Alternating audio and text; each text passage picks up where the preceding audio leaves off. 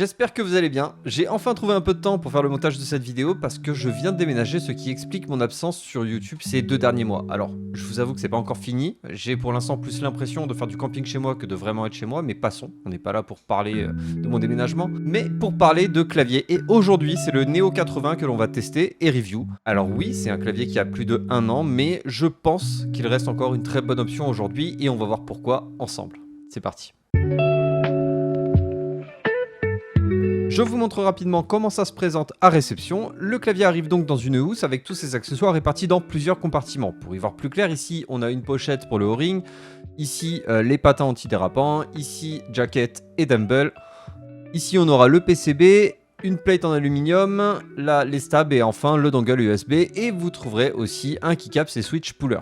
Ce clavier de QWERTY possède déjà plusieurs éléments de personnalisation à la commande. Vous allez pouvoir choisir bien entendu la couleur de la case et celui du poids à l'arrière. Vous aurez le choix parmi 3 PCB différents et 4 plates: alu, fibre de carbone, pomme et polycarbonate. Pour ma part, je me suis orienté vers un kit argent et une weight bar dorée, un PCB Trimode Hot Swap et une plate alu. Ici, on est donc sur un format TKL avec une case full alu de 2,2 kg avec une batterie de 2200 mAh. Aucune vis sur ce clavier parce qu'il est équipé du système Ball Catch pour ouvrir son clavier sans difficulté et pour brancher son PCB simplement, un connecteur magnétique. Le PCB est fourni avec une mousse poron et une feuille polyéthylène. Le switch des différents modes de connexion pour la version Trimode bien entendu se trouve sous la touche Caps Lock. Le PCB n'est pas FlexCut et la plate non plus d'ailleurs, et désolé pour les amateurs de RGB mais il n'y en aura pas sur ce clavier, hormis quelques LED sous certaines touches pour indiquer un changement de mode de connexion par exemple, et les 4 LED du logo Orbit sur la droite du clavier. On va maintenant pouvoir ajouter les stabs clip-in qui seront directement montés sur le PCB, donc PCB mount. On n'oublie pas de relubrifier, c'est important. Pour les switches, ça l'est moins car aujourd'hui les 3/4 des switches le sont d'usine, mais pas les stabs. Et même si vous êtes sur des stabs prélubrifiés avec des claviers prémontés du type Reni 75, Bridge 75, Leobog HI8, SK75, les Lucky, etc. Je vous conseille quand même de le refaire par vous-même, c'est toujours quand même mieux fait si c'est vous qui le faites. Une fois les stabs lubrifiés, on va pouvoir les fixer au PCB.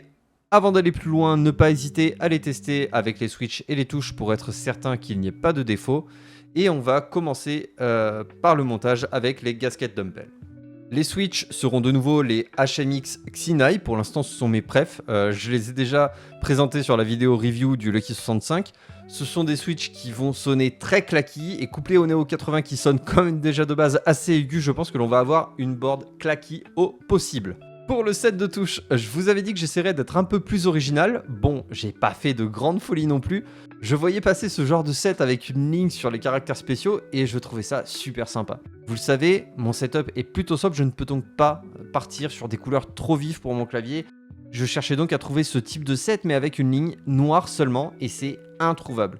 J'ai donc décidé de le faire moi-même en mixant 2 sets, un set en PBT GMK Clone 9009 et un autre set PBT noir, et voici le résultat. Et vous remarquerez aussi l'effort sur le clavier, je ne suis pas parti sur un clavier noir comme je le fais d'habitude, mais je suis parti sur un clavier silver. Le clavier est monté, je vous propose une petite série de sound tests avec les différents montages proposés par ce Neo 80, et on se retrouve après pour une conclusion.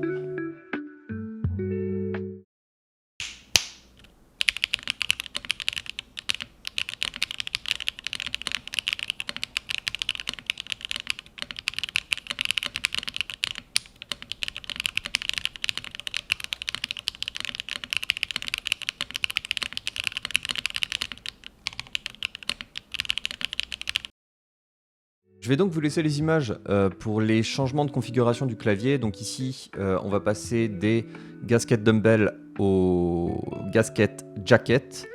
Et vous allez voir que le démontage et remontage est vraiment très simple.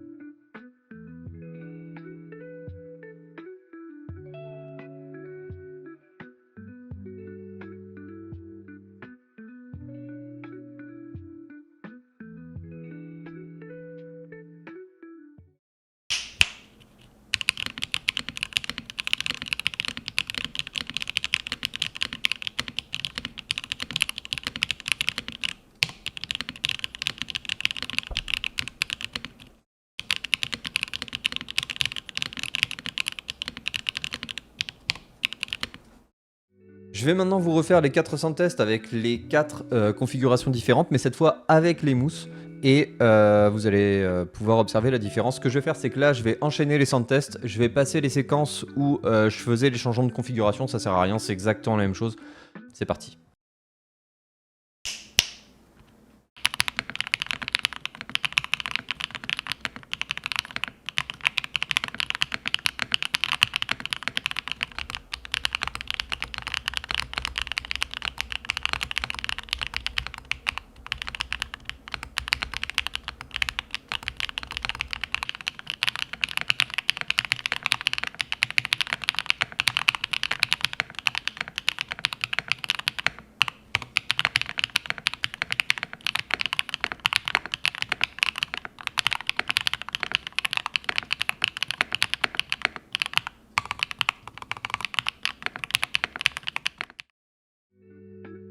Je pense qu'on a fait le tour pour ce Neo 80. Alors j'ai acheté le mien sur Quartiki, mais je vous conseille de le prendre si vous le pouvez sur Monacoki, qui est un site allemand et donc européen. Vous n'aurez donc pas les frais d'envoi que l'on aura sur Quartiki.